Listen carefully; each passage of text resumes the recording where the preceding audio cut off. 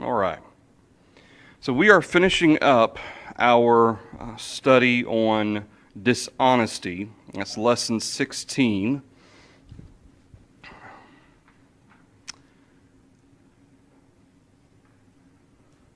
see here. We started lesson 16 last week, and so the plan is to finish that up this week. The next lesson kind of deals a little bit with that as well, more specific, however, with regard to stealing and things like that, which we'll cover that as well. But we won't spend as much time on that since we're covering some of those topics with regard to dishonesty.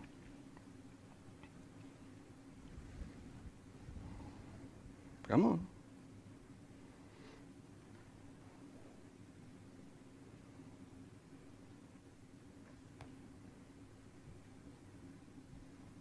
Okay. Well, it may not pop up for me.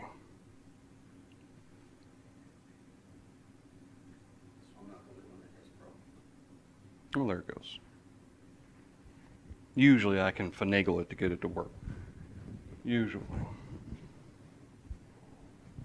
All right.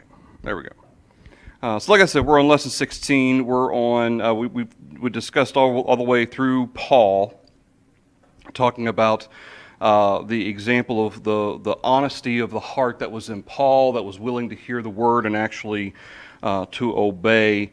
Then our writer brings up Felix and Agrippa as examples who were, even though they were seemingly convicted, they were dishonest, at least in terms of their willingness to obey God's word. So then he brings up dishonesty within the ranks of the believers. He uses Ananias and Sapphira. He says, they planned together to deceive concerning the gift of their possessions. Peter asked, why has Satan filled thine heart to lie to the Holy Ghost? In Acts chapter 5, here is demonstrated God's disposition towards dishonesty. We might well take notice and beware of the consequences. These fell dead. And of course, that served the purpose certainly of reminding the saints, the churches, the fear that spread through the church in Jerusalem, that God, you can't lie to God. You can't lie to the Holy Spirit. Simon the sorcerer thought he could buy the power of God with money. Peter told him that his heart was not right with God, and he responded to the reproval and asked for the apostles' prayers on his behalf in Acts chapter 8. And I think I'd like to think that Simon truly was penitent. Everything suggests that he was, and that from that point on, maybe he didn't have that gall and bitterness attached to his heart as well. He says, all hypocritical action is dishonesty. Let no corrupt speech proceed out of your mouth, Ephesians 4, Colossians 3. Dishonesty is too often manifested in repeated stories. And as we talked about last week, the fact that dishonesty, he's not just using this in the form of speaking lies or speaking untruths or half-truths, but as he broadens this out, hypocritical action is dishonesty. Well, how is hypocritical action dishonest? How's being a hypocrite dishonest? Gilbert. We're back to the Sermon on the Mount. We talked about it recently. You're supposed to be the lighted candle. You're supposed to be the city on a hill that can't be hid. So we're supposed to be following, your actions. You're supposed to follow my actions. And when those actions are right, but you've got the wrong motive behind it, you're teaching one thing but practicing another, and that's the definition of a hypocrite or an actor. Okay. And so if I'm saying one thing, but I'm doing something else, maybe I'm saying the right things, but that I'm contradicting what I say by how I act, or maybe I'm doing, or maybe I'm doing the right things, but then I have the wrong motivation. Does that speak to one? It certainly speaks to a lack of consistency, but how is that dishonest? Am I telling a lie in some form or fashion there? I'm being deceptive, yeah. For the first part, I might be deceiving myself, for one thing. If I'm being hypocritical in my life, certainly I need to be honest with myself about that and recognize that I can't just think myself a Christian and then do what I want to and think I'm okay, for one thing. Also, I can't talk to others about doing what's right and being a good example, and then when I'm with others, not be that good example. Okay, it is deceitful. It is the sense in which I'm either lying by my words or I'm lying by my actions. It's one or the other. And as a result, and lying in my heart, if we're talking about evil motives. And so all of those, that goes to Simon the sorcerer, and to a certain extent, it also goes to Ananias and Sapphira, because what they really wanted, it wasn't, I don't know if it was so much greed that they had. I mean, the money was theirs to start with. They lied about how much they sold it for, and what they were giving, because they wanted to receive praise from people. That's what they wanted, and hopefully they had the wrong idea that somehow they would be exalted above all the other Christians and praised above measure, maybe more so than they should have been. I don't think the brethren in Jerusalem were exalting brethren above where they should have been. I think great thanks and both to these individuals and to God for these individuals was being made by the brethren in Jerusalem. But Ananias and Sapphira had the wrong idea about praise from men and exaltation of some kind. They had some kind of a romanticized, kind of, inflated sense of what that must have meant, or what it might have meant for being among the brethren there. So I think that's important. Dishonesty is too often manifested in repeated stories. Even though this isn't brought up, what about David and Uriah the Hittite? Okay, David was the man after God's own heart, and we've defined that as one who always seeks to please God, one who always seeks to do what's right. But even for the man after God's own heart, were there times where David was deceitful? Yeah. Not only did he commit a sin, he then sought to cover up that sin by tricking Uriah in order to later convince him that it's his child that Bathsheba was pregnant with. And, I mean, so there was a lot of dishonesty taking place, and ultimately the dishonesty was first on David's end, to himself.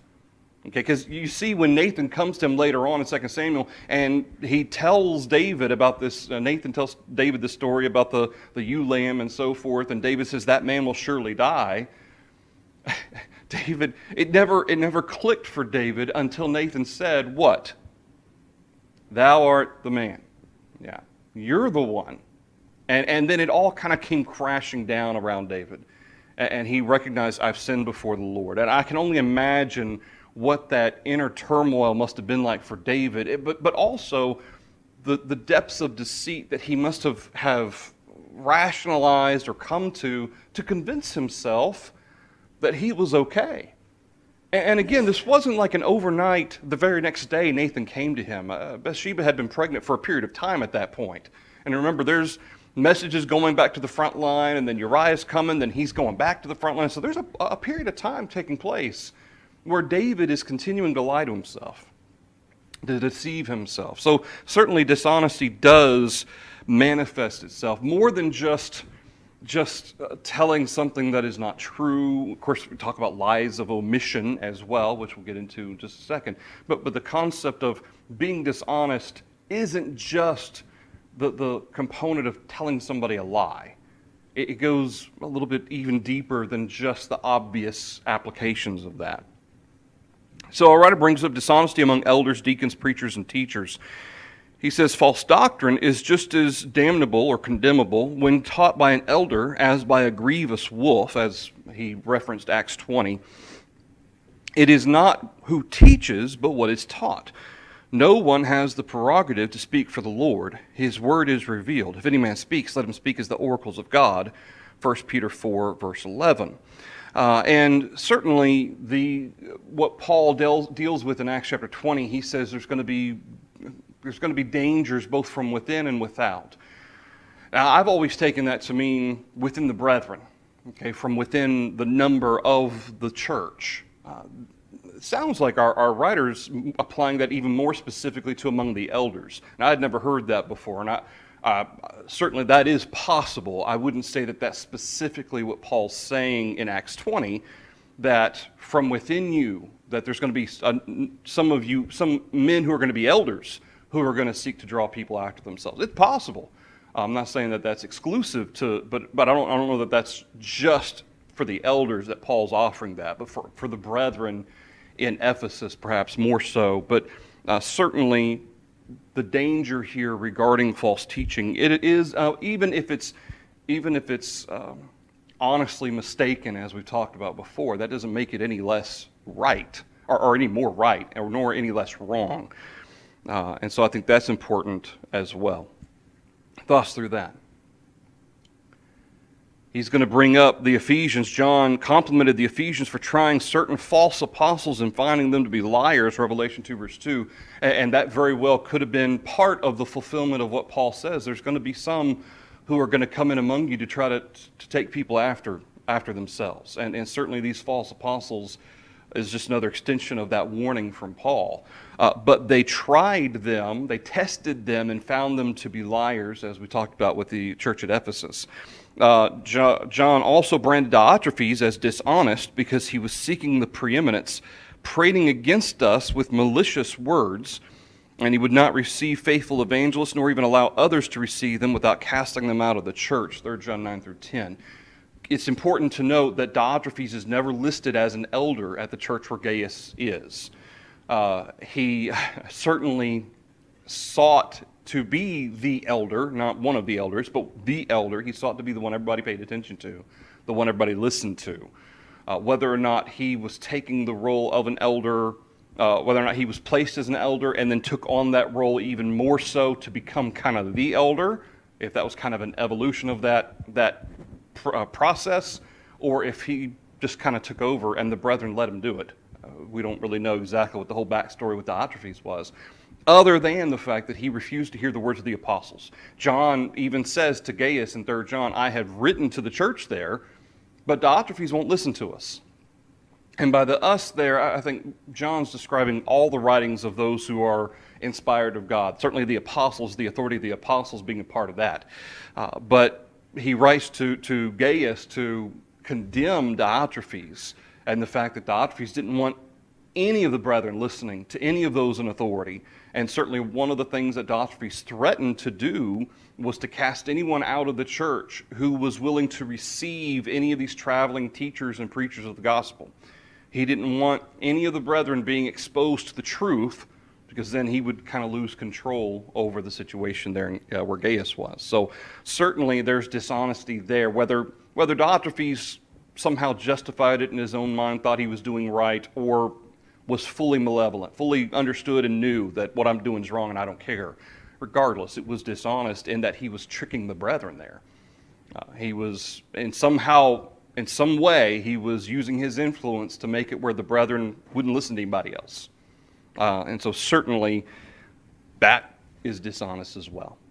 That goes kind of, and that goes a little bit to the concept of the Nicolaitans. And I think it's interesting that we have warnings from Jesus about the Nicolaitans, and Diotrephes may very well have been, if not in name, certainly in practice, one who sought to manipulate others through the name of God, through the name of Jesus. And that was certainly appears to have been kind of how the Nicolaitans functioned.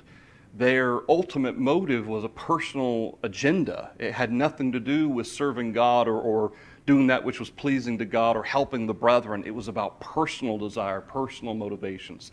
And that's certainly dishonest. By seeking to manipulate others is in and of itself dishonest. Thoughts or comments through that? All right. He goes on, he describes Peter and Jude and their descriptions of false teachers, and certainly I think there were some very specific individuals that they were warning against, both Peter and Jude. And certainly one who is a false teacher, it's an individual who is teaching that which is wrong, and certainly their character is such that they refuse to acknowledge what's right. Okay, now one who is honestly either mistaken or honestly not up to date. For instance, Apollos. Okay, he was teaching everything up through the baptism of John. He wasn't given the whole rest of the story, though, and as soon as he was, he started preaching the rest of it. And I certainly, if someone's teaching something wrong, it's still false teaching.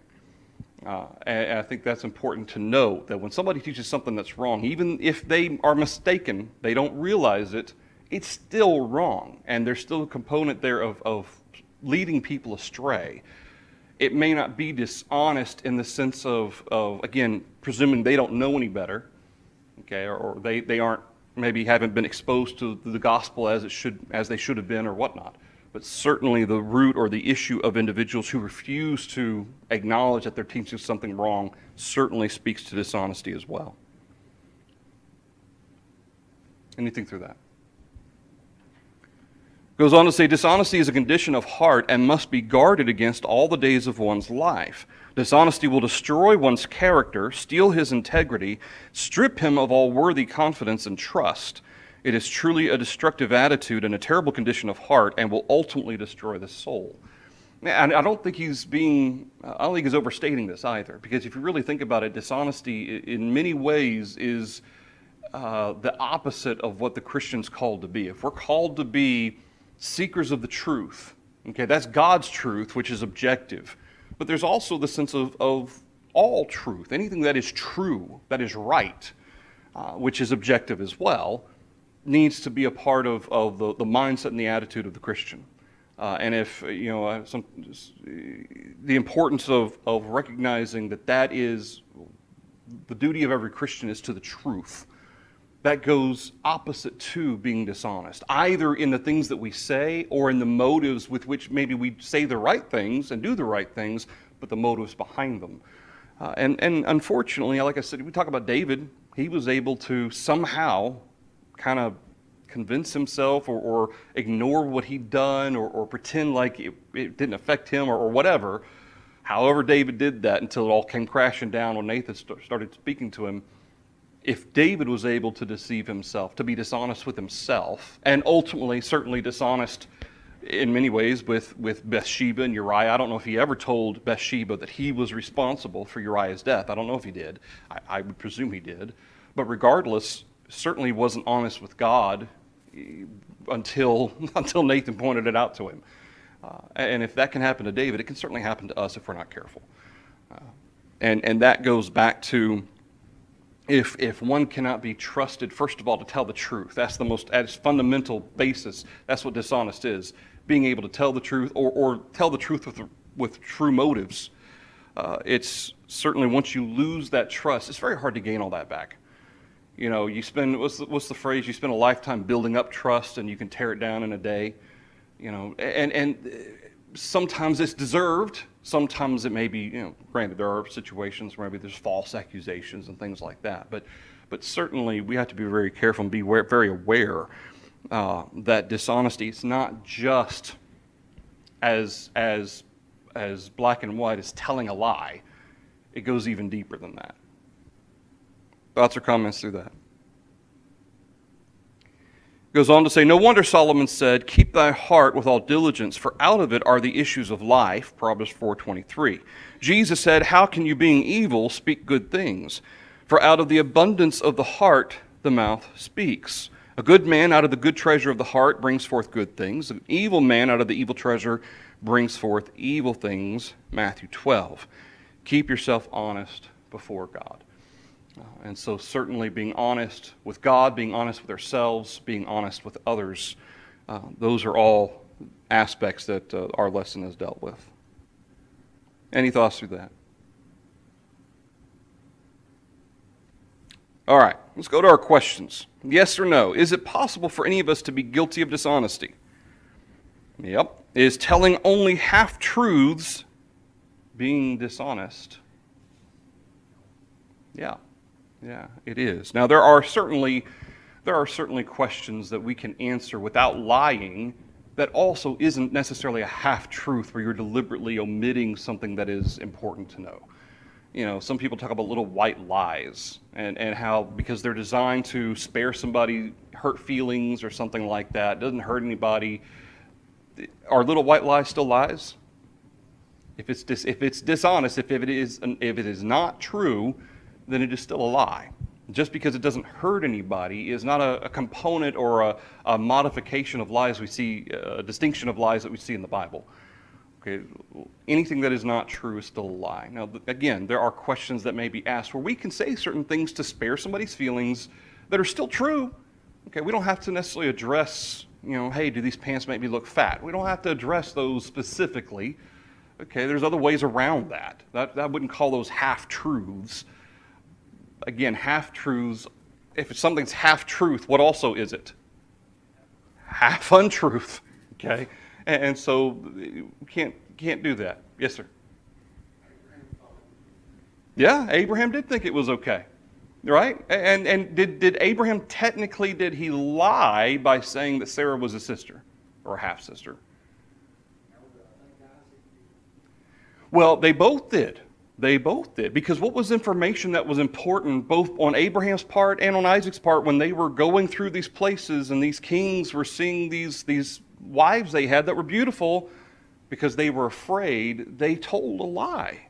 Even though technically they didn't, they said, well, it's my half-sister or whatever, it was still a lie in so much as the applicable truth that was needed to be told to these individuals was kept omitted.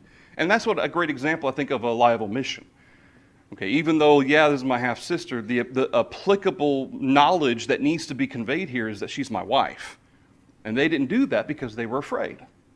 And both Abraham and Isaac did that, unfortunately. And so those were lies. Lies of omission or lies of half-truths, however you want to say it. They were still dishonest, deceitful. Probably with David, too, there was fear involved there. Yeah, could be. Different kinds, but he was probably scared. I've been afraid Uriah would find out. Could be. Yeah, oh yeah. Afraid Bathsheba's father-in-law would find out. Could have been. But Yeah, could have been. he tried to hide. Yeah, you're right. So. Public found out. Oh yeah, he definitely didn't want the public finding out. Yeah, he didn't want Uriah knowing. Father-in-law may have been a part of that too. Yeah, absolutely. Yeah. All right. Anything else through number 2? Number 3, could there be situations in which it doesn't pay to be honest? Well, let's define that for a minute, okay? Is there any situation in which physically it might pay, in the flesh, physical consequences, where it might pay to lie? Sure. That's why people do it, right? A lot of times, usually, and ultimately, lying, generally speaking, is self-serving. Okay, even the occasions where you're trying to spare somebody's feelings, the excuse is I'm trying to spare their feelings, but I don't want to hurt their feelings. Okay, I don't want to hurt their feelings. I don't want to have to deal with whatever emotional, whatever situation may be. I don't want to have to deal with it. And so it ultimately is still self-serving to an extent. Lying ultimately is to try to avoid taking responsibility, trying to convey or try to move attention off of myself for something I may have done wrong, whatever the case may be. So yeah, in the flesh, there may be some times where it pays. But let's be more specific here. Could there be situations in which it doesn't pay to be honest? Or is there ever a time spiritually where it pays to lie in terms of perspective before God? Does it ever pay to lie? No. No. In the flesh, that's why, again, people attempt to do it. Now, ultimately, will lies end up being shown? David certainly did, right? And of course, it wasn't just the lie that David told; it was all the stuff that went along with it. But there's no situations in which it does, or could there be? No, there is no situation in which it doesn't pay to be honest. Or could there be situations in which it doesn't pay to be honest? No. A lot of double negatives there. Okay, number 4. After hearing the truth, can one remain in error and continue to be honest? What did Jesus tell Paul on the road to Damascus? You cannot do what? You cannot kick against the goads. Yeah, cannot kick against the goads. Regardless of whatever had been told to Paul before that, whatever he'd heard at that point, Jesus was telling him what he needed to hear. And Jesus knew full well that Paul was trying to do what was right. Well, now the biggest goad that you can have is Jesus coming to you in a bright light on the road to Damascus telling you you're doing wrong. And that certainly served to be plenty to prick Paul's heart and cause him to wait for Ananias for 3 days in Damascus. And so, no, after hearing the truth, no, one can't remain in error and continue to be honest. If Apollos had failed to acknowledge the truth as Aquila and Priscilla had updated him on all the things that had happened after the baptism of John, but he continued to preach only the baptism of John and saying we're still waiting for the Messiah, would then that make him dishonest? Yeah. Yeah, he's rejecting the truth as Aquila and Priscilla told him, how that Jesus came and fulfilled these promises and so forth, and now he's teaching that we're still waiting on the Messiah. So yeah, that would have been dishonest. Number 5, is one who is doing wrong always dishonest?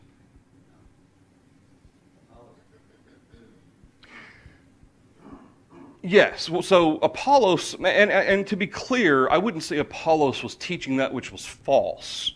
He was teaching the truth up to what he knew.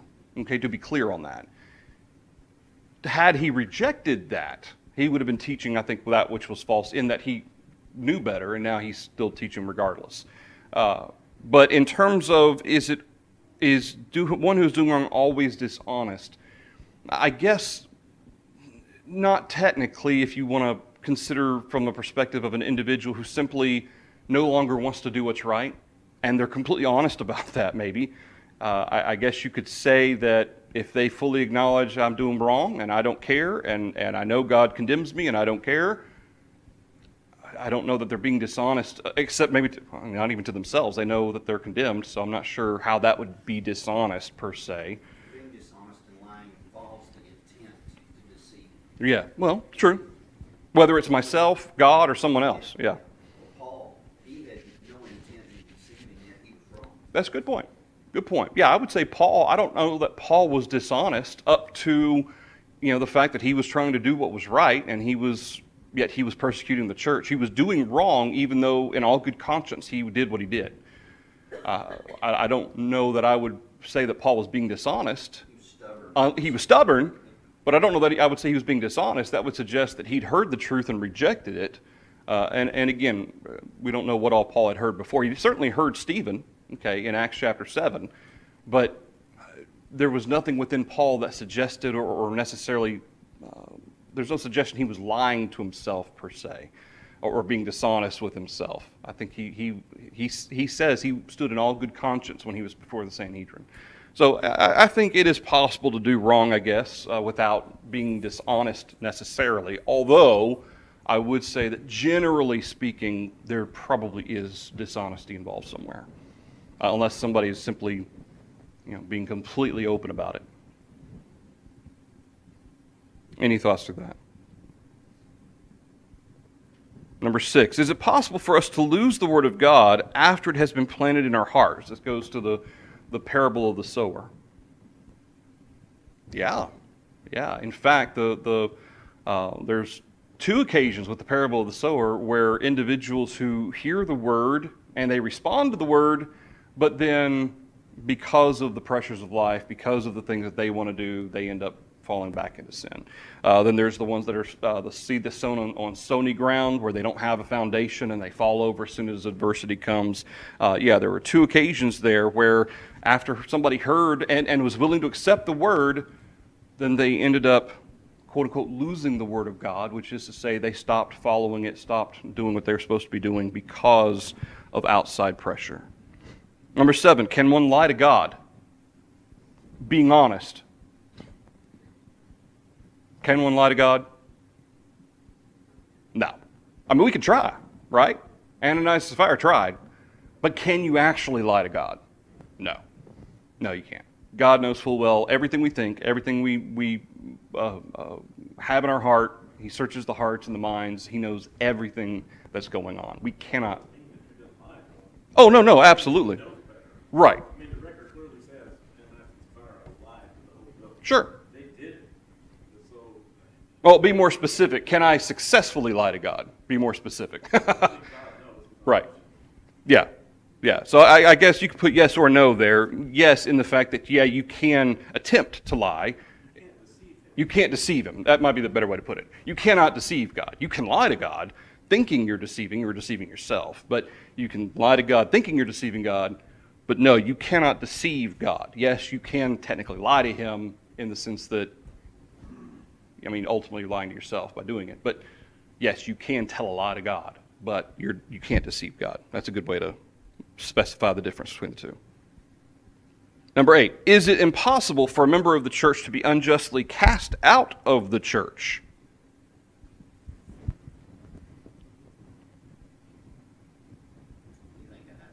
Oh, yeah, anything. And let's be a little bit more specific here. When it comes to, and I think what he's describing here is a situation with whom? Diotrephes. Okay, Diotrephes, he threatened to cast anyone out of the church who refused to, or who was willing to take in and help anyone who was teaching the gospel. That's a situation where, yeah, that was unjust.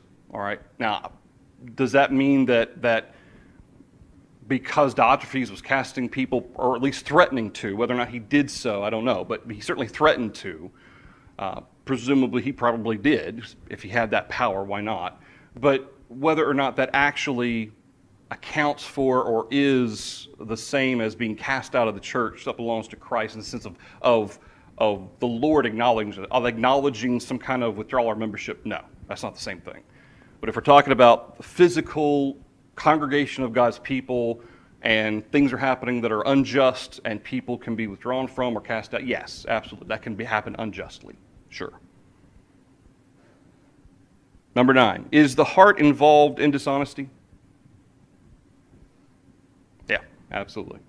Absolutely it is.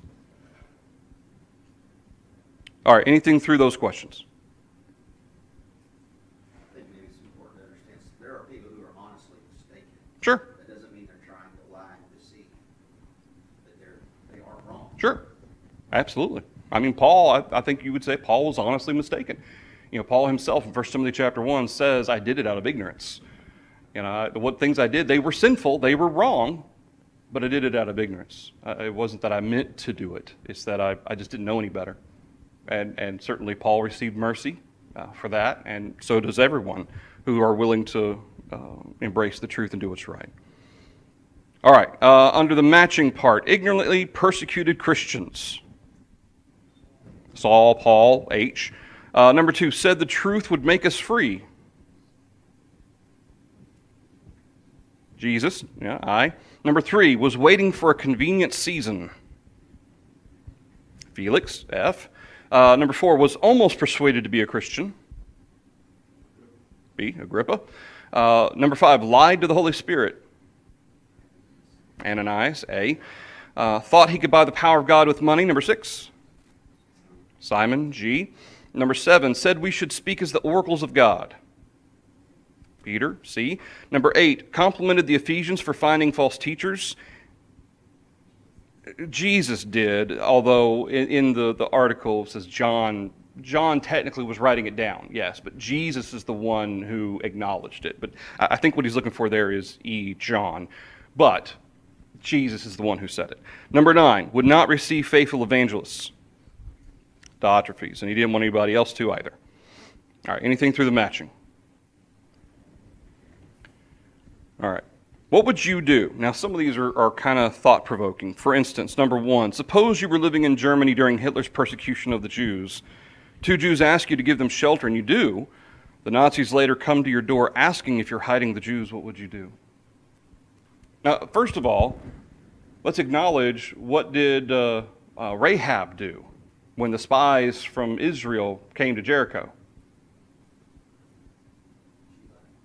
Did she lie?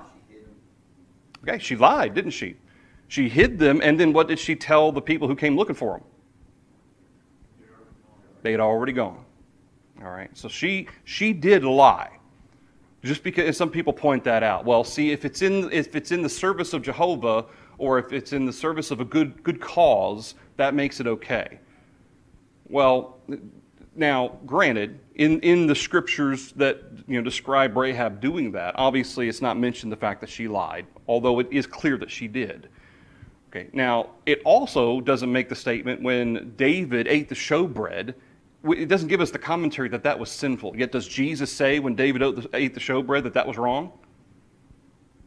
Sure. Okay, we're given events. We're not always given the commentary associated with how God felt about or viewed those events within the text, like in the Old Testament, all the time. And so just because David ate the showbread did not justify him eating the showbread. Okay, the scriptures, even though God was silent in commentary of that situation in that moment, did not make it okay, which is another example of the silence of God not being permissive. But also, I mean, take that then to Rahab. Just because Rahab hid the spies and then kind of sent the people on their way who were looking for them did not make it okay for her to lie. Okay, now, was Rahab in a saved condition anyway? No, she was a harlot. She was a heathen in the sense of she worshiped false gods. Certainly she'd heard about Jehovah, and certainly that's why she's mentioned in the chapter of faith, because by faith she was willing to receive the spies. It does not say by faith she was willing to lie. All right, that is not what the Hebrew writer is conveying in describing the faith of Rahab. But she did acknowledge the power of Jehovah. She acknowledged that God, when Israel comes up, we're going to lose. Doesn't matter how powerful our walls are, we're going to lose because Jehovah's powerful. So I think it's important to note that Rahab did lie. So, going to question 1, if we're faithful Christians and we're seeking to continue to be faithful Christians, now to be fair, I imagine in Hitler's Germany, even Christians weren't safe. Okay, Jews weren't the only ones who were persecuted in Germany. But, for whatever the reason is, these individuals come, they ask us, what do we do?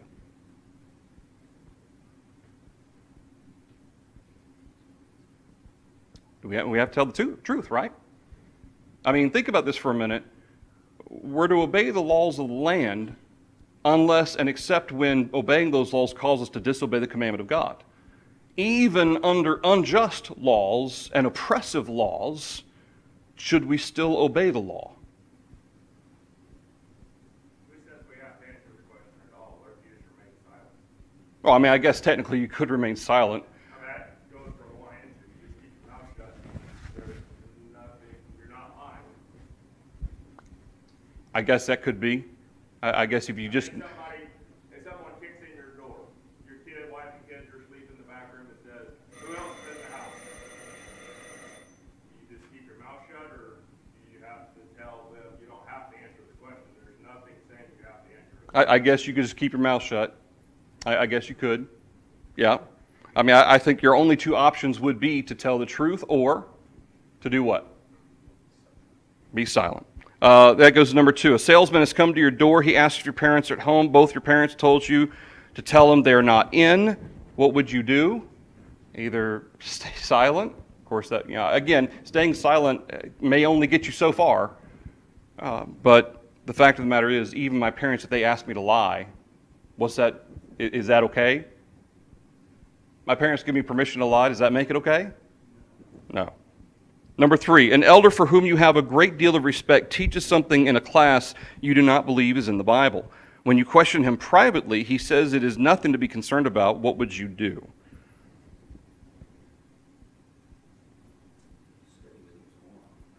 Well, certainly, you'd hope. First of all, let's. The question is a little ambiguous here in terms of whether or not it truly was wrong.